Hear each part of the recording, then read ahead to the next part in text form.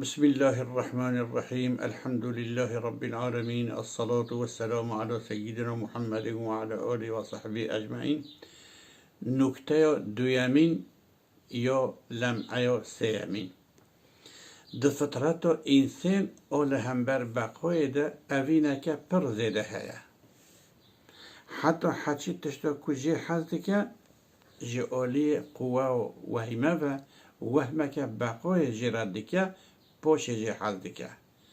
کنگی مطالعه زوال و بکه یونجی ببینه و کور بکه هاور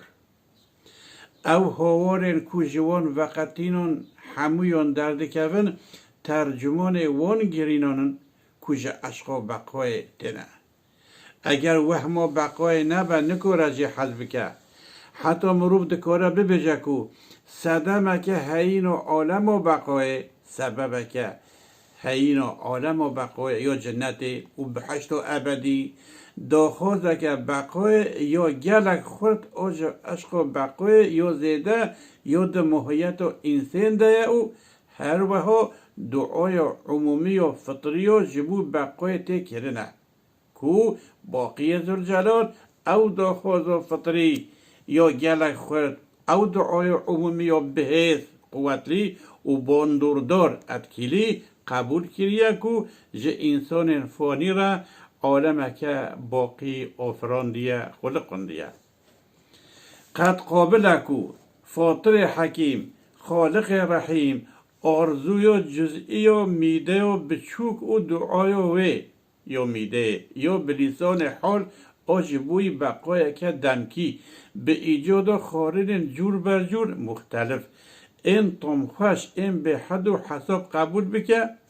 لی آرزوی و گلک خورد او همو انسانان آجبو حوجه که فطری یا گلک مزن تی او دعای و بیا گلک خورد او درباره بقای ده یا کلی او دائمی او مفدار درسوز دفکی و حالی قبول نکه حاشا 100,000 جاری حاشا نقابل کو قبول نکه هم قد نلائق حکمت و عدالت و رحمت و قدرت و ویه مادم انسان اویندار بقایه یعنی انسان اوینداره و چنده که دائمی ببینه بگومان همو کمالات و لذت وی به بقای ونه مادم بقا مخصوص باقی ذوالجلاله و مادم اسماء باقی نه مادم نینکین باقی رنگین باقی دیگره حکم وی دستینه و مظهر جوره که بقای دبه بگومان کاری که هری زیده جمرو ویره پیوسته وظیفه و هری گرینگ اوه که مروف پیوندی به باقی را به دست بخواه و خواه به اسمای وی بگیره بده لو رو هر تشتا که در ریو باقی دواره صرف کردن مظهر جوره که بقای دبه وای او جمله یا دوی یا باقی اندر باقی و راستی افاده دیگه برین معنوی انسانی کو به حد و حساب در موند که دیگر وی چنده وی آرزوی وی گلک دیده یا دفطرت وی ده به وی تطمین دیگه